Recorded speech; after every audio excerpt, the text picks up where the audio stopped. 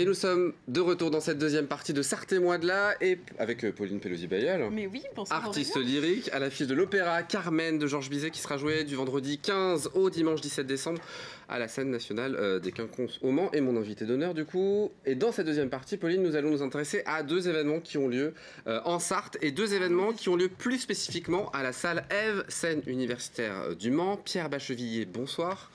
Vous êtes comédien. Pierre Sarzac, bonsoir. Bonsoir. Vous êtes directeur de la compagnie NBA et metteur en scène de cette adaptation de la pièce de Georges Feydeau, On purge bébé, qui sera jouée les 14, 15 et 16 décembre. Donc il y a une petite confrontation entre l'opéra et...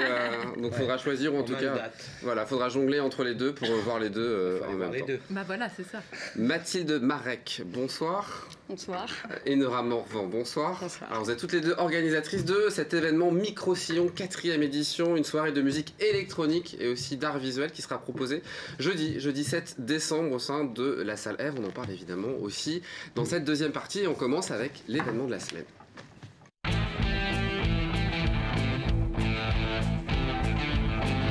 Donc l'événement de la semaine qui aura lieu la semaine prochaine.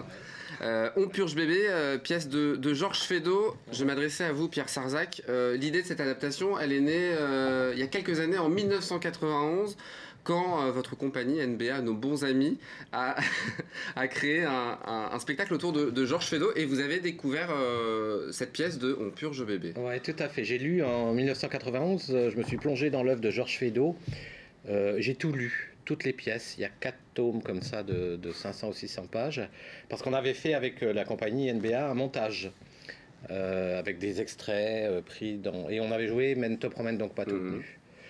Et j'avais lu à cette époque-là, effectivement, donc parmi toutes les autres pièces, On purge bébé, j'avais vraiment trouvé que cette pièce était vraiment dingue. Et très très culottée, en fait. Elle est complètement dingue, étonnante. cette pièce. C'est des histoires de pots de chambre, voilà, en porcelaine, incassable. C'est ça, une famille dont le fils constipé refuse de prendre sa purge le jour où son père doit signer un juteux contrat pour équiper l'armée française en pot de chambre incassable. Voilà. Voilà donc, le pitch. Vous connaissiez cette pièce, Pauline? Eh bien non, évidemment, je connaissais l'œuvre de Feydeau dans sa globalité, mais cette pièce-là en particulier, non. Donc, il y a une lecture comique, mais évidemment aussi un regard totalement cruel sur la société du XXe siècle, qui est aussi un regard critique sur nos sociétés d'aujourd'hui. Oui, bah oui, bien sûr, on retrouve chez Feydeau, c'est tout le génie de cet auteur, c'est d'être suffisamment absurde et fou dans ce qu'il propose comme scénario dans ses pièces pour que ça traverse les siècles, en fait, je trouve. Et on y retrouve des thématiques qui sont l'enfant roi, puisqu'il s'agit d'un gosse qui fait tourner ses parents en bourrique. De la course au fric, en fait, puisque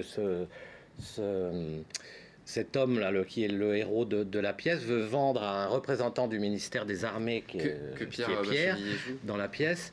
Il veut le convaincre d'équiper tous les soldats de l'armée française en pot de chambre en porcelaine. C'est ça. Voilà. Pierre Bachevillier, c'est compliqué de jouer ce type de rôle, vous qui êtes comédien, ou ça s'inscrit dans une logique des pièces de théâtre, ce théâtre de l'absurde compliqué, non, c'est pas compliqué parce que c'est... Enfin, je sais pas si c'est compliqué, mais en tout cas, ça s'inscrit dans une continuité, ça offre une autre palette de jeu, en fait, tout simplement, un autre rythme, un autre personnage. Voilà, l'absurdité, la folie, c'est quelque chose qui est marrant de jouer dans un théâtre, un théâtre Feydeau, complètement, ouais. Alors, vous avez adapté évidemment la pièce à notre époque en ajoutant des chansons d'aujourd'hui, un peu dans le mode 8 femmes, si certains connaissent le film. Oui, tout à fait, c'est ça, exactement. Chacun des personnages principaux interprète une chanson qui est extraite du répertoire de la variété française, oui, uniquement. Et vous chantez quoi, par exemple moi, je chante pas parce que je fais la mise en scène. Donc, mais Pierre, il chante Je suis le mal-aimé de Claude François, par exemple. Donc, il faut y aller. Mais on a aussi Goldman, Envole-moi. On a aussi... ah oui, donc c'est vraiment quelque chose de très contemporain. Et ça s'adapte complètement à cette pièce C'est décalé complètement, c'est-à-dire que c'est aussi absurde que la pièce de Feydeau, mais ça nous paraissait intéressant ça apporte autre chose aussi, ça apporte justement un éclairage un peu contemporain aux personnages qui sont des personnages... Enfin, la pièce a été écrite en 1910, et du coup, ça permet d'envisager, d'apporter un éclairage sur les personnages différents qui n'est pas dit dans la pièce, mais que la chanson apporte. Voilà, donc on voit les personnages autrement. Il y a du coup, les chansons permettent de les voir tels qu'ils pourraient être autrement que dans les relations qu'ils ont dans la pièce elle-même. C'est un peu compliqué ce que je dis, mais non, mais le spectacle a déjà été joué depuis octobre de 2015 en Sarthe, en Maine-et-Loire. J'ai mis 44 Loire-Atlantique, Indre-et-Loire. Ouais, dans l'Ouest, on va dire. Donc là, vous rejouez le spectacle. C'est une reprise. On a joué la dernière fois il y a 8 mois, donc on reprend ce spectacle au Mans.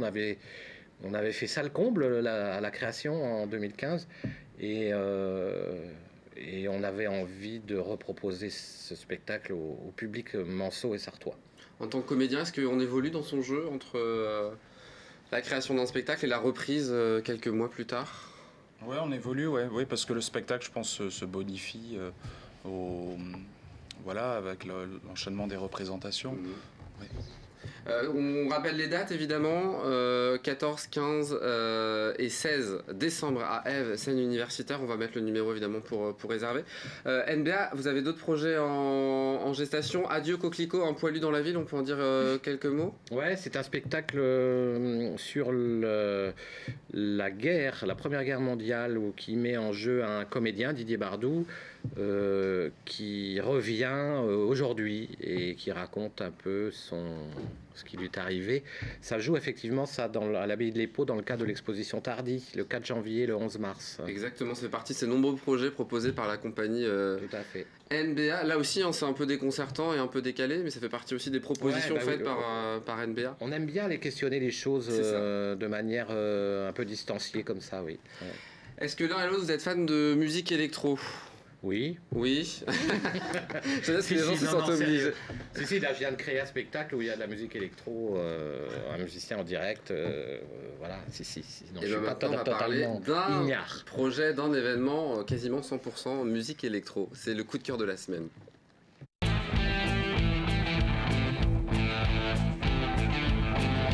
Bon, on reste dans la même salle, mais on passe du théâtre à la musique électro avec vous et cette association étudiante qui organise ce projet, cette 4e édition de soirée de musique électro et aussi d'art visuel. C'est dans le cadre d'un projet tutoré que ça a été créé? Oui, en fait, c'est l'association Electric Campus, donc, qui a été créée il y a 7 ans. Et chaque année, elle est reprise par les étudiants de la licence pro gestion et développement des structures musicales. Donc, dans l'asso, il y a 4 projets, dont Micro-Sillon. Il y a le Festival Electric Campus qui se passe le 17, 18 et 19 janvier à Ève également. Il y a le Transfo, le tremplin. Donc ça, c'est déjà passé, c'était le 16 novembre. Et il y a Native Digital qui a un web magazine. Et donc nous, ce soir, on parle évidemment de Micro-Sillon. Oui. Le programme, c'est d'une part des concerts. C'est que, il y a des concerts et aussi les arts numériques. C'est ça. Donc dans les concerts, il y a Théo Muller. Vous connaissez Théo Muller? Je connaissais pas non plus. Théo Muller, ça vous dit quelque chose? Je n'ai même pas eu le temps de répondre à cette question. Non, je ne connais pas. C'est un jeune très branché entre dub house et dub techno, c'est ça? Ouais, surtout de la house. Ouais. Surtout house, mais après pour la soirée de jeudi, il va nous faire plus de la techno. Parce que c'est plus une soirée techno qu'électro en fait. D'accord. Il y aura aussi Bajram Billy, c'est ça? Oui, c'est exact, oui. Je propose, comme ça on va découvrir tous ensemble, parce que je pense qu'on ne connaît pas. On va regarder quelques extraits de Bajram Billy. Regardez.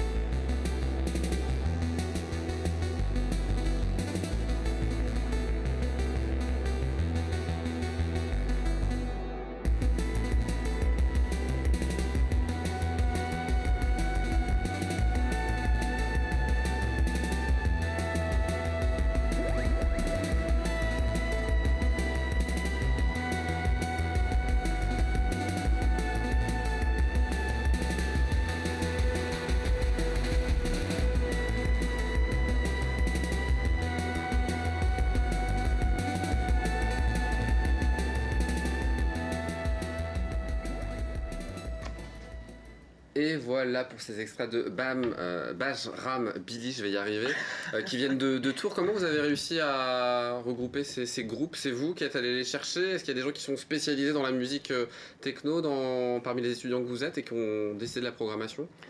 Bah oui, après le projet Microsion, depuis 4 ans, il est axé musique électro et techno. Et c'est vrai que les 7 personnes qui font partie du projet sont vraiment portées sur ce style de musique-là en général.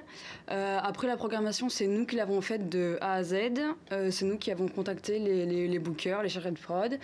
Et voilà, et en fait, on s'est bien trouvé, je pense, parce que ces 3 artistes résument assez bien notre univers. On voit la dernière artiste, une DJ qui vient de Tunis, qui sera aussi présente, qui sera la 3e artiste. Ouais. Et au-delà des concerts, du coup, on le disait, il y a des expériences inédites qui vont être proposées, notamment du mapping d'un artiste angevin. Oui, c'est quoi le mapping? C'est Pollux Production. En fait, il va faire toute la partie lumière.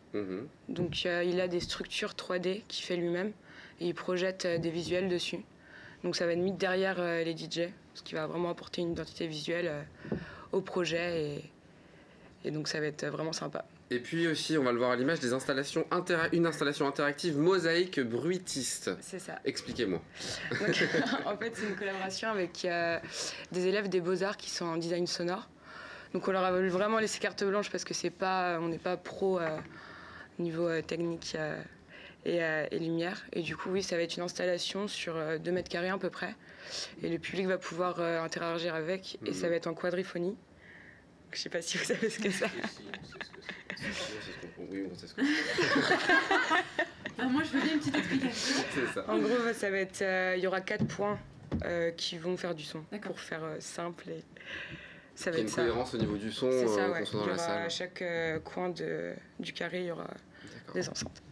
Donc à découvrir, Microsillon 4e édition, toutes les informations sur le Facebook, Microsillon. Oui, sur la page de l'événement, oui. Ouais, évidemment, exact, ça vous a donné envie d'y aller à cet événement cette semaine? En tout cas, je ne connais pas du tout cet univers et c'était intéressant de découvrir toutes les collaborations que vous pouvez faire en même temps en fait. Un beau projet, encore une fois, qu'on apprécie soutenir à LMTV. Donc la soirée de musique électro jeudi, la semaine prochaine on va voir On Purge Bébé évidemment, et puis en fin de semaine on finira par l'Opéra Carmen. Voilà. Est-ce que le programme est bon? Je crois que c'est pas mal. Merci en tout cas d'avoir été sur le plateau. À bientôt, vous reviendrez Pierre. Bon, bien sûr, avec plaisir.